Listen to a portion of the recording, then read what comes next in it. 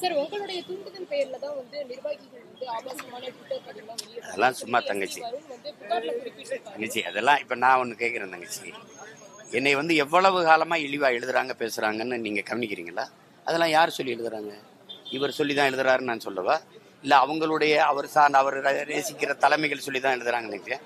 எங்க அம்மாவை, என் மனைவியை, என் கட்சியில் இருக்க என் தங்கச்சியில, எங்க குடும்பத்தினரை, தனிப்பட்ட முறையில் என்னையே விடுங்க, சரி நான் அதை கவலைப்பட மாட்டேன்.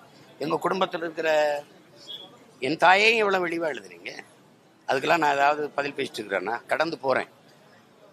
அது திடீர்னு வந்து இப்போ வந்து நான் சொல்லி தானே எனக்கு இதுவா தங்கச்சி வேலை, இதுவா வேலை? நீங்க சொல்லுங்க, நீங்க எல்லாம் சம்பளம் வாங்கிட்டு வேலை செய்வீங்க கூலிக்கு. நான் கொள்கைக்கு போராடிட்டு இருக்கேன். நான் எந்த பின்புலத்திலிருந்து எவ்வளவு பெரிய உயர்ந்த கனவை கொண்டுட்டு வந்து வேலை செஞ்சுக்கிட்டு இருக்கேன். இந்த மண்ணை நடந்த எந்த போராட்டத்துல நான் நிக்கலன்னு நினைக்கிறீங்க? ஒரு பெண்ணை வந்து குறிப்பிட்டு வந்து அந்த வீட்டு பெண்களை வந்து ஆபாசமா பேசிருக்காங்க, குழந்தைகளுக்கு கொலை மிரட்டல் எல்லாம் விடுத்திருக்காங்க. அதெல்லாம் சும்மா தங்கச்சி, நீங்களே வந்து தவறான ஒரு இதை ஒரு ஃபேக் ஐடிம்பாங்கல்ல, அதை ஒன்று உருவாக்கிக்கிட்டு நீங்களே திட்டிக்கிட்டு என் பேர்லேயே அறிக்கை வரும் பார்த்துருக்கீங்களா? முன்னாடிலாம் வந்து என் படத்தை போட்டு என்னை மாதிரியே எழுதிக்கிட்டு இருக்கிறதா இருக்கு. அதெல்லாம் நீங்களா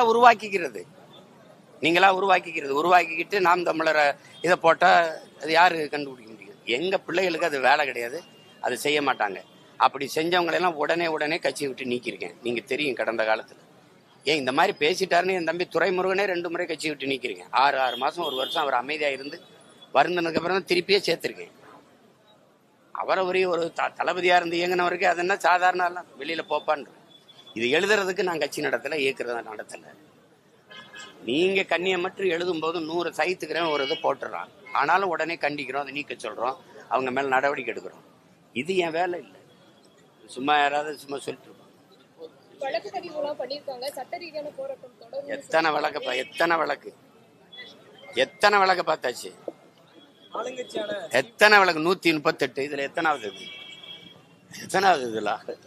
கலைஞர் 100 நாணய வெளியீட்டு விழா நடக்குது. அதுக்கு வந்து ராகுல் காந்தி கூட்டணியில இருக்கக்கூடிய ராகுல் காந்தியை கூப்பிடல, மத்திய அரசு வந்து இதை நடத்துறாங்கன்னு சொல்லிட்டு எதிர்கட்சியினர் வந்து ஒரு குற்றச்சாட்டு வைக்கிறாங்க. நீங்க எப்படி பாக்குறீங்க? ஏற்கனவே ஆளுநர் மாளிகையில கூட வந்து முதலமைச்சர் டீ பார்ட்டியில கலந்துட்டு இருந்தாரு. இப்போ வந்து இந்த மாதிரியான ஒரு நிகழ்வு நடக்குது, எப்படி பாக்குறீங்க? அது ஒரு நீண்ட ஒரு செய்தி தங்கச்சி, போடுவீங்களா? எடுப்பீங்க, போடுவீங்களா? இப்போ திமுகவை யாரு எடுத்தாலும் சங்கி, பிஜேபின்னு பி டீம். உங்களை என்ன டீம்னு சொல்றது? ஏல இருந்து இசட்டு வரைக்கும் பிஜேபிக்கு நீங்க தான் எல்லா டீமும். வேற ஏதாவது யாராவது சொல்ல முடியுமா மறுத்து? இதே ஆளுநரை தான் நீங்க மாத்த சொல்லி போராடினீங்க.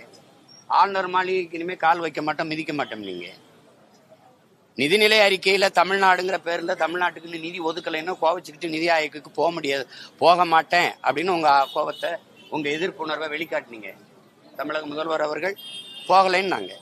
அவங்க அப்பா பேர்ல ஒரு 100 ரூபாய் காசு வெளியிட்டோன்னா போய் எதுக்கு நீங்க அங்க போய் கை விழிக்க கட்டி பிடிச்சி நின்றுட்டு இருக்கீங்க? அவ்வளவுதான் உங்க கோபம். இந்த ஆளுநர் அதே ஆளுநர் தானே, நீங்க மாத்த சொன்னாலும் இல்ல செலவைக்கு போட்டு வாங்கினீங்களா? வெளுத்து வெள்ளாவில் வச்சு கொண்டு வந்திருக்காங்களா? அதே ஆளுநர் தான். இது எவ்வளவு பெரிய சந்தர்ப்பவாதம். ஒருத்தரும் பேசல. இந்த சனாநாயகத்தை வேற இருக்கிறவங்க சங் பரிவாரி கும்பலை அடியோடு விரட்டுகிறவரெல்லாம் வாயை திறக்கல.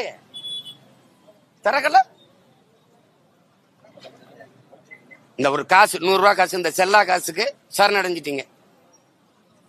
எங்க உங்க வாடகை வாய்கள்லாம், உங்க யூடியூபர்ஸ், உங்களுடைய முட்டுகள், சவுக்கு முட்டுகள் ஒருத்தர் ஒன்றும் பேசல, அமைதியா இருக்கீங்க. அண்ணா பல்கலைக்கழகத்தில் நடந்த அந்த முறைகேட்டுக்கு அறப்போர் இயக்கம் வெளியில கொண்டு வரலைன்னா யாருக்காவது தெரிஞ்சிருக்குமா? அறப்போர் இயக்கம் வெளியில கொண்டு வரல, இன்னைக்கு வரைக்கும் அந்த முறைகேடு நடந்துட்டு தான் இருக்கும். அதை பேச தயாரா இல்ல. தமிழ்நாட்டில் தமிழ் நிலத்தினுடைய தொல்லியல் ஆய்வுக்கு எதுக்கு சமஸ்கிருதம்னு கேட்க ஒருத்தர் இல்ல. சமஸ்கிருதம் எந்த மாநில மக்களின் ஆட்சி மொழி? மொழிவழி மாநிலங்கள் பிரித்தீர்கள். சமஸ்கிருதத்துக்கு எந்த மாநிலம்? பிறகு எதற்காக இந்திய நாடாளுமன்ற கட்டடத்திற்குள் சமஸ்கிருதத்தில் கல்வெட்டு அந்த வாசல்ல? உலகத்தின் முதல் மொழி தமிழ் சொல்ல தெரியுது, முதல் மாந்தன் தமிழன் சொல்ல தெரியுது, தமிழ் மொழி நம் மொழி, தமிழ் இனம் நமது இனம்னு பெருமை கொள்ளணும்லாம் பேச தெரியுது. ஏன் அந்த உரிமையை நீங்க பெற்றுத்தரல? அங்கேயே என் தாய்மொழியில கல்வெட்டு இல்ல.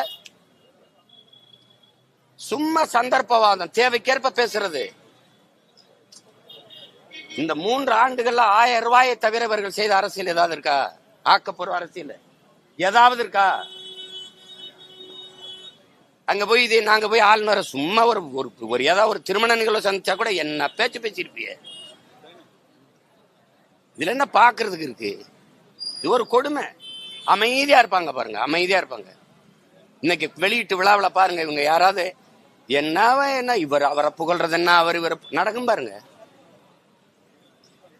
காங்கிரஸ் கூப்பிடலன்னா அது காங்கிரஸ் கட்சிகள் வைக்கப்படணும், தலைகுனியணும். இந்த காசை வெளியிடு, எதுக்காக அவர் காசு வெளியிடணும்? நீங்க தான் பெரிய பகைகளாச்சே.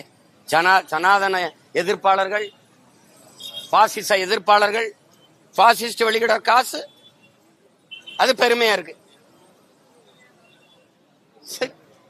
அந்த பாசிசத்துக்கு காசு வெளியிடும் போது பள்ளியில பீலாது கொடிய பாசிசம்.